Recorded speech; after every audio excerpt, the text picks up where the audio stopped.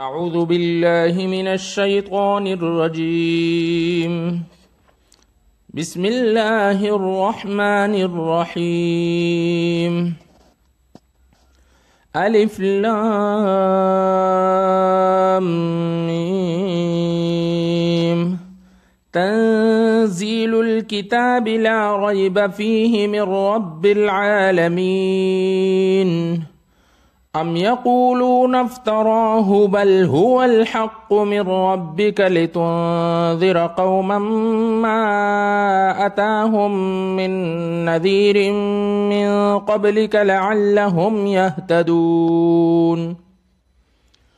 الله الذي خلق السماوات والأرض وما بينهما في 6 أيام ثم استوى على العرش. ما لكم من دونه من ولي ولا شفيع أفلا تتذكرون. يدبر الأمر من السماء إلى الأرض ثم يعرج إليه في يوم كان مقداره 1000 سنة مما تعدون. ذلك عالم الغيب والشهادة العزيز الرحيم الذي أحسن كل شيء خلقه وبدأ خلق الإنسان من طين ثم جعل نسله من سلالة من ماء مهين ثم سواه ونفخ فيه من روحه وجعل لكم السمع والأبصار والأفئدة قليلا ما تشكرون. وقالوا أإذا ضللنا في الأرض أإنا لفي خلق جديد بل هم بلقاء ربهم كافرون. قل يتوفاكم ملك الموت الذي وكل بكم ثم إلى ربكم ترجعون.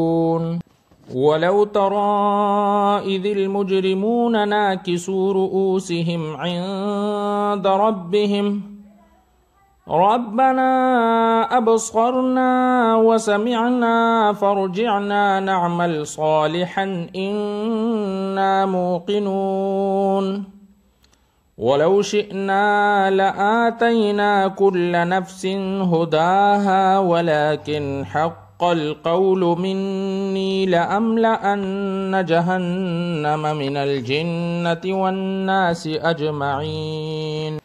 فذوقوا بما نسيتم لقاء يومكم هذا إنا نسيناكم وذوقوا عذاب الخلد بما كنتم تعملون.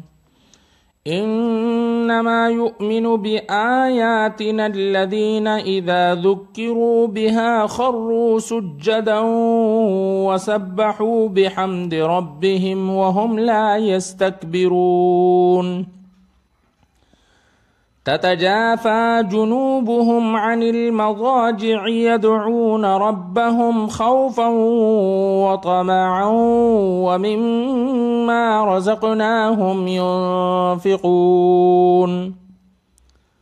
فلا تعلم نفس ما أخفي لهم من قرة أعين جزاء بما كانوا يعملون.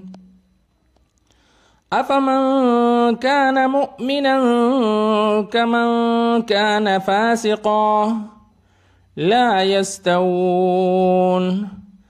أما الذين آمنوا وعملوا الصالحات فلهم جنات المأوى نزلا بما كانوا يعملون. وأما الذين فسقوا فمأواهم النار كلما أرادوا أن يخرجوا منها أعيدوا فيها وقيل لهم ذوقوا عذاب النار